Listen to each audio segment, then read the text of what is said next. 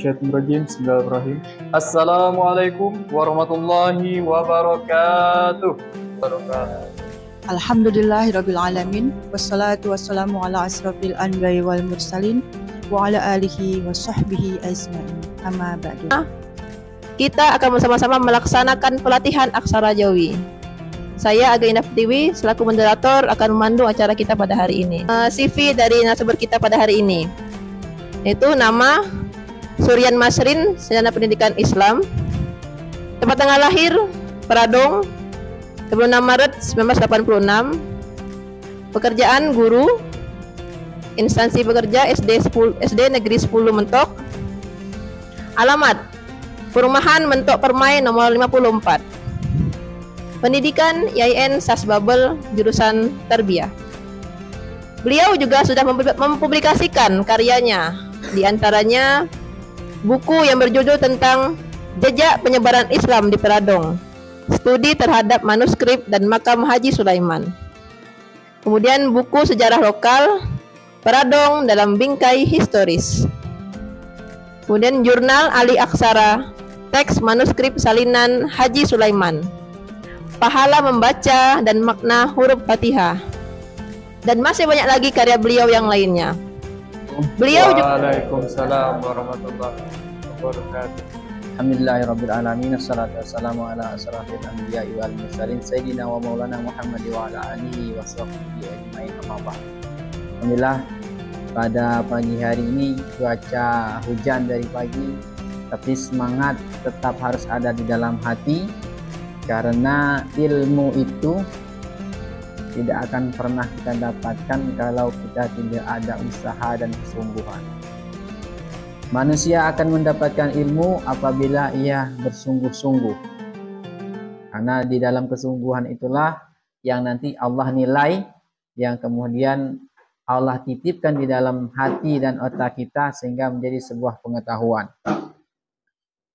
Salawat dan salam mari senantiasa kita aturkan kepada junjungan kita Nabi Muhammad sallallahu alaihi wasallam, yang tentunya kita sebagai orang yang beragama Islam, sampainya agama Islam itu atas jerih payah dan keringatnya Rasulullah sallallahu alaihi wasallam. Nah, salah satu terusan dari perjuangan Nabi Muhammad sallallahu alaihi wasallam adalah dalam hal ini yaitu aksara Jawi atau Arab Melayu. Karena di dalam proses penyebaran agama Islam, bahkan aksara Arab Jawi ini juga ikut terlibat di dalamnya. Sampai juga kemudian penyebaran Islam itu datang ke Pulau Bangka. Bersama dengan itu pula bahwa Arab Jawi atau Arab Melayu ini juga hadir di Pulau Bangka. Nah, dalam kesempatan yang berbahagia ini, saya ingin berbagi, bukan seorang yang ahli, tapi hanya berbagi. Karena kita tahu kita sebagai orang Melayu, ya, orang Melayu yang merupakan bagian dari Sumatera, dan kita adalah orang Melayu, maka kata pepatah itu atau kata-kata orang itu tak elok kalau kita tak tahu dan tak pandai membaca Arab Melayu. Jadi kita tidak elok kalau kita seorang Melayu, tapi kita tidak pandai, tidak kenal, tidak bisa menulis, dan tidak bisa membaca Arab Melayu ini. Sangat disayangkan, karena saat ini mungkin hanya tersisa beberapa orang tua saja yang masih bisa membaca.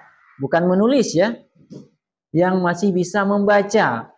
Kalau menulis sudah sangat langka dan sedikit sekali. Nah, kemudian akhir-akhir ini digalakan kembali baik di pesantren ataupun di sekolah-sekolah yang lainnya untuk mengangkat, karena ini bagian dari hasanah lokal, yaitu sebagai orang yang memiliki jiwa Melayu, maka diangkat kembali agar kenal dan tahu, tidak hanya sekedar bisa membaca tapi juga bisa menulis Arab Melayu atau Jawi. Nah, dalam hal ini juga saya berkesempatan untuk berbagi kepada teman-teman semuanya agar kita sama-sama belajar dan sama-sama tahu apa yang disebut, apa yang dimaksud dengan Jawi atau Arab Melayu. Orang Bangka sering mengenal juga Arab Melayu itu dengan sebutan atau penamaan Arab gundul. Bukan karena tidak ada rambutnya ya, tapi karena tidak ada baris atau tidak harokatnya. Nah kemudian Arab Melayu ini juga disebut Arab Melayu nanti karena dia memiliki huruf-huruf khusus. Huruf Arab atau huruf hijaiyah yang kemudian diciptakan oleh orang Melayu dengan simbol atau tanda tertentu sehingga menunjukkan itu adalah huruf Melayu.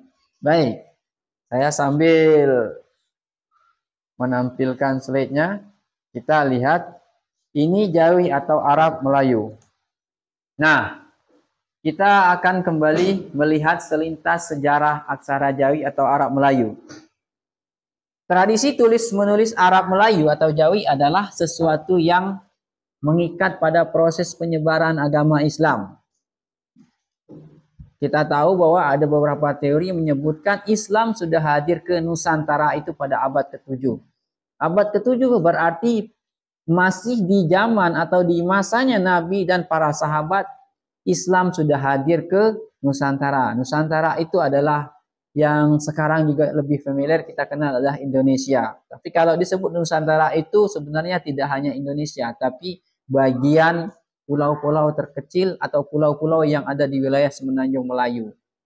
Nah, seiring berjalannya waktu juga bahwasanya Islam itu hadir, kemudian lambat laun setelah panjang prosesnya, maka dirasa perlu oleh orang-orang Melayu agar orang Melayu itu mudah memahami ajaran-ajaran yang terkandung dalam Islam itu sendiri.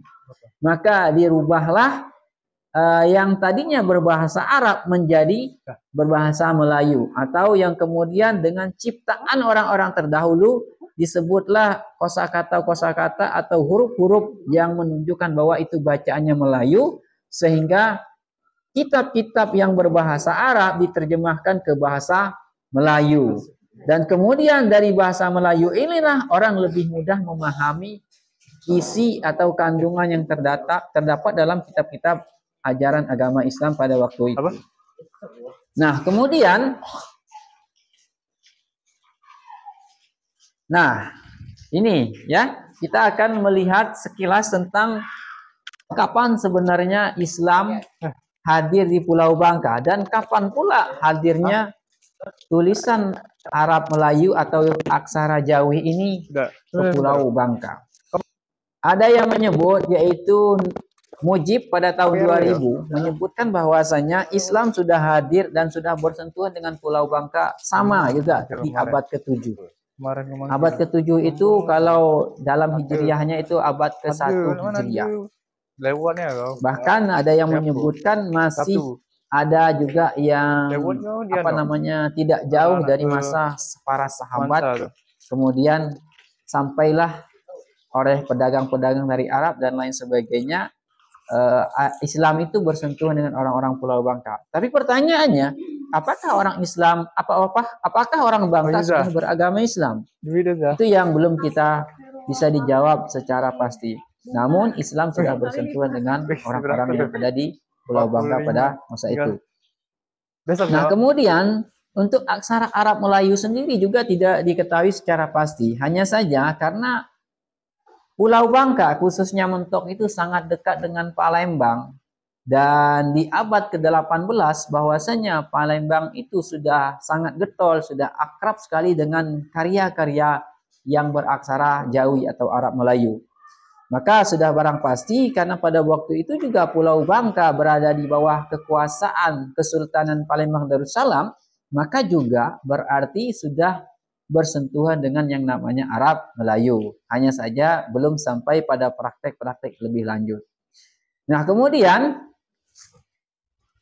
yang membuktikan bahwasanya Pulau Bangka sudah akrab atau sudah ada aksara Arab Melayu atau Jawi ini, yaitu kita bisa lihat pada mulanya itu pada abad ke-19, yaitu pada tahun 1878 dan 1879. Ada sebuah karya tentang sejarah Pulau Bangka dan sekitarnya yang ditulis kemudian menggunakan Arab Melayu. nanti akan saya tampilkan contoh kitab atau buku karya Arab Melayu yang bercerita tentang Pulau Bangka. Dan nanti juga kita akan praktek membaca. Pertama kita praktek menulis, kemudian kita praktek membaca. Dan sebelum itu juga kita akan mengenal huruf-huruf atau menulis huruf-huruf Arab Melayu. Itu ya. Nah, kemudian selanjutnya kita lanjut. Nah, ini nanti contoh yang saya bilang tadi bahwasanya pada tahun 1878 Pulau Bangka sudah dituliskan sejarahnya dengan menggunakan Arab Melayu. Hanya saja ini tidak ada di Pulau Bangka. Tempatnya berada di Belanda. Tapi alhamdulillah karena tersimpan di sana kita masih bisa melihatnya. Coba kalau disimpan di kita mungkin sudah hilang ceritanya. Ya. Kemudian kita langsung masuk kepada apakah itu aksara Jawi atau Arab Melayu. Nah, aksara Arab Melayu atau juga dikenal dengan Jawi adalah aksara Arab yang digabungkan dengan bahasa Melayu. Jadi huruf hijaiyah yang kemudian diciptakan oleh orang Melayu dengan tanda dan simbol tertentu sehingga menunjukkan huruf Melayu. Yang kita tahu bahwa huruf hijaiyah itu ada 29 atau ada 30 yang dari alif sampai dengan ya kemudian diciptakan oleh orang Melayu dengan simbol-simbol atau tanda-tanda tertentu. Kita akan melihat nih. Ini beberapa huruf Arab Melayu yang diciptakan oleh orang Melayu yang diambil dari huruf-huruf hijaiyah tadi. Di sana kita bisa melihat penambahan aksara Arab Melayu yang pertama huruf ca atau c. Ca atau c itu pada huruf jim bertitik 3. Jadi aslinya huruf jim. Tapi karena untuk menunjukkan c atau ca maka dikasihlah titiknya 3. Jadi kalau menemukan huruf jim bertitik 3 itu sudah pasti huruf c atau ca. Kemudian ang atau nga itu ain di titik 3 atau ghain titik 3. Kadang-kadang juga tidak memakai titik 3 hanya ada titik 1 saja. Tapi kalau orang sudah terbiasa akan tahu oh itu pasti huruf ang. Tuh kan? Jadi ghain titik 3 itu adalah ang. Kemudian huruf pa atau huruf p. Kadang-kadang huruf fa dikasih titik 3. Kalau secara bakunya huruf fa dikasih titik 3. Itu untuk menerangkan huruf p. Tapi dalam penulisannya kadang-kadang jarang sekali ditulis dengan huruf titik 3. Tapi karena sudah terbiasa dan orang sudah tahu itu bacaannya p, tidak mungkin misalnya tulisannya pangkal dibaca fangkal kan terlalu kedengarannya agak lain kan, tetap dibaca huruf P. Kemudian ada huruf G. Huruf G itu adalah huruf kaf dikasih simbol titik. Boleh titiknya di atas ataupun di bawah. Kadang-kadang ada titiknya di atas, kadang-kadang ada titiknya di bawah. Dan yang terakhir adalah huruf nya. Huruf nya itu huruf aslinya adalah huruf nun dikasih titik 3. Tapi pada penulisan Arab Melayu kadang-kadang huruf sa sendiri atau huruf sa itu menjadi hurufnya. Yang penting kita tahu kalau belakang menunjukkannya, oh ininya. Tuh. Namun untuk penulisan huruf G atau huruf kaf tadi untuk menunjukkan huruf G, dia kadang-kadang menggunakan huruf yang seperti ini. Kaf tapi tidak ada tanda hamzahnya. Kafnya seperti ini, kadang-kadang dikasih titik, kadang-kadang dikasih tidak bertitik. Kalau yang bakunya harus dikasih titik untuk menunjukkan huruf G, tapi kadang-kadang orang karena mau cepat tidak pakai lagi. Tapi karena ada orang sudah terbiasa tahu itu huruf G. Misal kita kasih contoh itu tulisan Bangka. Bangka itu huruf kaf, tapi kafnya seperti yang di atas itu. Itu huruf kaf, itu penulisan Bangka. Kenapa kok itu bisa bacaannya Bangka? Karena ada huruf ba, huruf ang, dan kaf. Ya, untuk bisa membaca ini juga tidak mudah, harus dibiasakan. Ibaratnya ketika dulu kita tidak bisa membaca Latin, kalau kita tidak belajar membaca dan tidak dibiasakan membaca, maka kita tidak akan lancar membacanya. Begitu juga dengan Arab Melayu. Kalau kita hanya sekali lihat, nengok, kemudian sebulan yang akan datang mau ngulang lagi, itu seperti mengulang dari nol. Tapi kalau sudah terbiasa, lama-lama sudah lengket, setidaknya kalaupun sebulan atau 2 bulan yang akan datang, hanya saja tidak lancar membaca, tapi kita masih tahu. Tapi kalau hanya baru berapa kali lihat, kemudian ngulangnya lama, itu alamatnya akan sulit sekali. Kemudian kita lihat lagi, ini kalau bentuk-bentuk yang lainnya, huruf ca, tadi huruf ang, huruf kaf, atau yang bertitik tadi huruf g, atau kaf yang seperti itu. Ini nun bertitik tiga tadi, ya, nya tadi, dan kaf yang seperti ini. Nah, yang di sampingnya itu, ini gambar kitab sifat 20, tapi kitab sifat 20-nya bertuliskan Arab Melayu. Di sana akan terbaca di kalimat pertama adalah segala puji bagi Tuhan, seru sekalian alam, dan seterusnya. Kita lihat lagi. Nah, ini adalah penambahan secara baku yang sudah standar nasional. Itu bisa kita lihat kan, ada ca.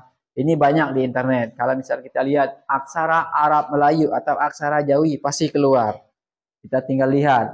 Nah, di sini kalau ini yang baku, sebenarnya baku, istilahnya ibaratnya kalau bahasa Indonesia kan ada bahasa yang baku dan yang tidak. Ini yang bakunya. Huruf fa, huruf fi atau fi ini, itu kan ada waw bertitik. Itu huruf fi. Kemudian juga fa yang tadi, yang Bapak bilang tadi, yang saya bilang tadi, itu yang fa bertitik 3. Nah, itu juga penulisan kaf yang tadi, ya. Ini bentuk bakunya penambahan huruf Melayu. Yang lainnya tetap huruf hijaiyah pada umumnya, tapi ada beberapa yang penambahan, di sanalah bisa kita lihat gimana penambahan huruf jim menjadi ca. Kemudian huruf fa menjadi pa. Kemudian huruf kaf menjadi ka atau g, dan seterusnya, ya. Itu bisa kita lihat di internet banyak sekali. Ini nanti, ya. Ini nanti kita akan praktek membaca Arab Melayu. Nanti kita akan lihat siapa yang bisa membaca. Nanti akan saya kasih door prize. Tapi tadi saya tidak bawa door prize-nya, nanti bisa dititip dengan Ibu Age atau Ustazah Age sama kepala sekolah. Tapi yang pastinya nanti ada beberapa orang yang akan dikasih door prize. Door prize-nya itu buku. Ya, tapi sebelum kita praktik membaca, maka kita akan mengenal atau cara menulis huruf-huruf Jawi atau Arab Melayu. Ya, biar kita sama-sama tahu. Nih, tadi kan pertama huruf apa tadi? Huruf jim. Titik 3. Aslinya kan jim. Kemudian kasih titik 3. Jadi sama dengan ca atau ca. Kemudian setelah huruf jim ada huruf ain. Ain atau ain titik 3. Nah, ini. Maka dia adalah ang atau nga, kan? Kalau orang Jawa nanti pasti nga, kan? Nih kalau huruf yang pertama dan yang kedua. Yang selanjutnya huruf apa? Huruf G. Yang pertama kita buat standarnya. Ini huruf G atau titiknya di bawah. Kemudian ada huruf yang lainnya lagi. Ya, huruf yang lainnya. Kadang pakai titik, kadang juga tidak. Ini adalah huruf G atau ga, ya. Jadi kalau menemukan huruf ini, maka sudah pasti ini huruf G. Kalau ada titiknya sudah pasti huruf G. Kalaupun tidak ada titiknya, kita lihat kata itu menunjukkan G atau bukan. Kalau menunjukkan G berarti nggak mungkin misalnya kita jadi K, ya. Kalau misalnya gajah, tidak mungkin kita baca jadi kakah, kan? Gajah, kan? Tidak mungkin pakai K, kan? Pasti G. Gitu. Kemudian huruf apa lagi? Huruf fa. Kalau yang bakunya tadi kan harus titik tiga. Tapi terkadang tidak memakai titik tiga. Tapi kita sudah pasti bahwa ini adalah huruf pa atau huruf p. Selanjutnya huruf nya. Huruf nya itu aslinya huruf nun titik tiga. Cuman kadang-kadang dalam penulisannya ada titik tiga di atas atau titik tiga di bawah seperti ini. Kadang-kadang seperti ini dia. Panjang dikasih titik tiga. Ini kalau orang sudah menulis, ibaratnya ketika kita menulis, bukan nulis kayak ketikan komputer, menulis misalnya nulis sambung atau apa, dia sudah bervariasi. Sudah seperti ini kadang-kadang. Kadang-kadang huruf sin-nya juga, biasanya kan kalau sin misalnya seperti ini. Nanti sin-nya tidak lagi seperti itu, sudah seperti ini. Tapi karena sudah terbiasa, orang akan tahu, oh ini huruf sin. Ya. Makanya istilah bisa karena biasa itu adalah sesuatu yang sangat penting. Ini ya, sudah sampai huruf yang terakhir. Nah, kemudian kita akan melihat bunyi-bunyi kalau dia menunjukkan I, U, atau O, atau A. Biasanya kalau A harus dikasih alif. Ya kan? Ini A. Kemudian kalau misal dia U harus dikasih waw. Waw biasanya mati. Tapi di dalam penulisan Arab Melayu jarang sekali pakai harokat atau tanda baca atau baris. Tapi biasanya menunjukkan waw ini menunjukkan U atau O. U atau O. Karena sebenarnya ejaan zaman dulu itu jarang sekali pakai O. Kebanyakan pakai U. O itu hanya bunyi yang keluar. Tapi kalau penulisannya tidak O tapi U. Kemudian apa lagi? Untuk menerangkan huruf I. I. Harusnya kan ada tanda mati. Tapi karena dia dalam penulisan Arab Melayu tidak dituliskan I. Misalnya I, A, U, I. Sudah ya huruf vokal atau huruf dasar itu E. Kalau E itu sebenarnya tidak ada di dalam bahasa Arab. Di dalam huruf hijaiyah ataupun Arab Melayu. Tidak ada E. Tapi karena orang Melayu, maka harus bisa menyesuaikan diri. Kadang-kadang dia pakai tanda seperti ini. Misalnya, ini ya, misal nanti kita kasih contoh. Misal, kemana? Nah, nanti dikasih tanda bacaannya seperti ini. Ini untuk menunjukkan dia ke. Tapi sebenarnya kalau orang sudah lancar membaca dan sudah terbiasa dengan Arab Melayu, nggak pakai ini juga, sudah tahu ini bacaannya ke mana. Ya, misalnya kepada. Kepada. Ini bukan kapada. Ya, tapi kepada, meskipun tidak dikasih tanda bacaannya, ya orang akan tahu ini bahwa menunjukkan kepada. Tuh. Nah, kita sudah mengenal huruf-huruf Arab Melayunya, kita sudah mengenal bunyi-bunyi yang menunjukkan A, I, U, atau E. Sekarang kita kasihkan contoh sedikit penulisan-penulisan sekaligus sambil praktek membacanya. Sebelum kita nanti praktek menulis, kalian misalnya saya tuliskan kalimatnya, kalian menulis dengan tulisan Arab Melayu. Tapi sekarang kita memberikan contoh-contohnya. Misalnya ini ya, ini I, bukan aina, itu bahasa Arab kalau aina. Tapi ini bacaan Melayu, beda kan ya? Ketika dia berbahasa Arab, ini berarti aina. Tapi kalau ini Melayu berarti ini. Kadang-kadang ada orang menulisnya seperti ini. Ini.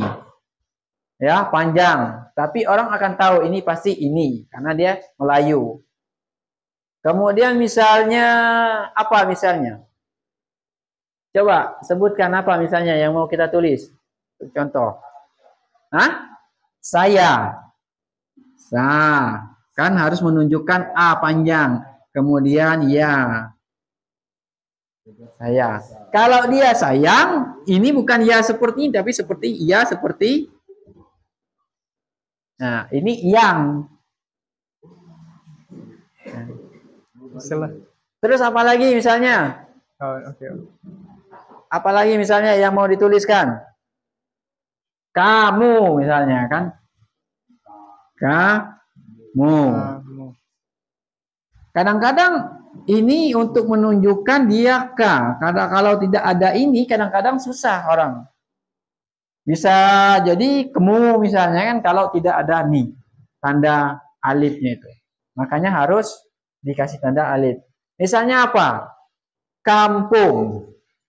K M P U M. Pertama huruf kaf. Karena ini satu kata yang menunjukkan langsung, dia tidak pakai lagi alif seperti ini, tapi langsung ke mim. Kampung. Kam, kemudian Kampung. pa, terakhir Baik. ang. Ini namanya bacanya kampung. Ya, kalau penulisan mentok seperti ini. Men. Ada hamzah di atasnya. Ya. Ini penulisan mentok ada hamzah di atas waw. Mentok. Karena lidahnya kemudian lidah Melayu lama-lama menjadi sekarang akhirnya menjadi apa? Mentok. Awal mula penulisannya mentok itu mentok. Tapi tak sedap kedengarannya akhirnya apa? Dibuatlah menjadi mentok. Tapi penulisannya tetap seperti ini mentok. Apalagi? Karena setelah ini saya akan memberikan tugas kepada kalian semua menuliskan apa yang saya bacakan.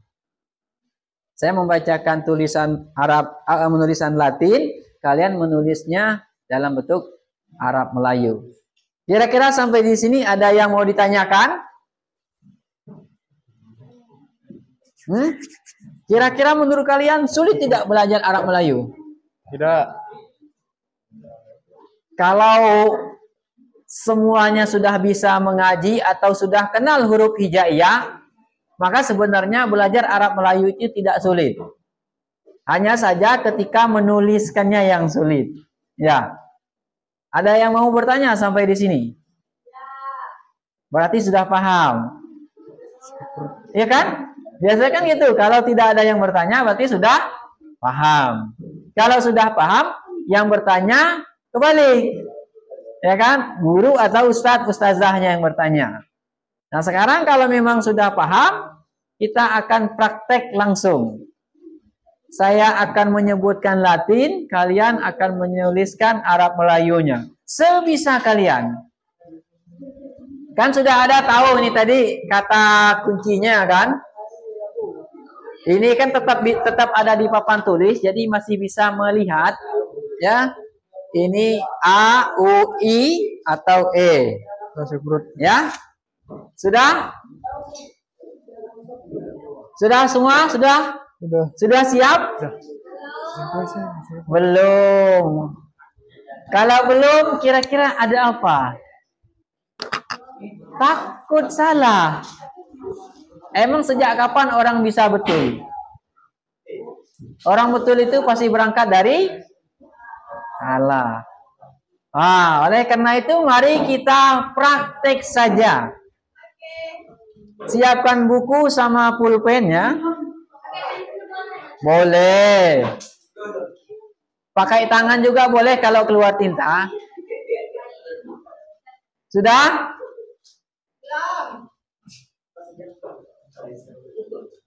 Sudah belum?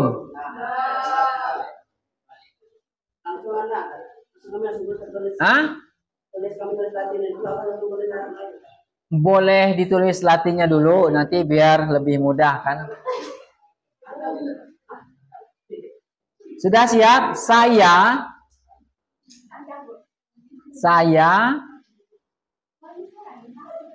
seorang Tulis dulu Latinnya biar enak. Saya seorang. Jangan sayang, saya. Saya seorang pelajar di madrasah aliyah. Sudah, silakan dibuat dulu. Nanti kita coba lagi. Saya seorang pelajar di madrasah aliyah. Jadi silakan ditulis dulu. Kata kuncinya huruf yang menurutkan ang, c, dan lain sebagainya ini. Untuk menunjukkan hurufnya di bawah atau i, u, a, ada ini. Silahkan ditulis dulu. Buat sebisa-bisanya. Sudah. Hah? Saya pelajar di madrasah aliyah. Apa masih ada salah letakkan? Nanti. Hah? Itu kan tadi yang menunjukkan huruf E-nya itu. S-nya tetap huruf biasa. Silakan. Nggak usah ditutup, nggak takut. Hah? Saya. Ya, bisa.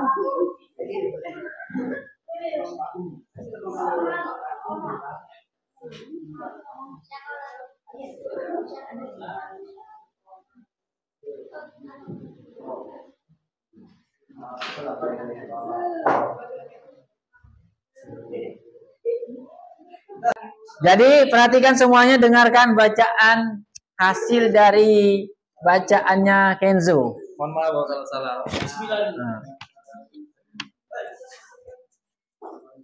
Saya sangat suka makan bakso di gang bersama sahabat sekolah. Kami makan bakso di kampung Parit 3. Di kampung Parit 3. Silakan bacakan. Menurut yang saya terjemahkan, Ya. saya sangat suka makan bakso daging bersama sahabat sekolah. Kami makan baksonya di Kampung Parit yang rasanya enak sekali. Tiada dua selain yang ada di sini. Begitulah adanya hatiku sangat senang. Oke, tepuk tangan. Jadi lumayan ya, luar biasa. Ya. Musuh Ria riba di bulan Ramadan 1333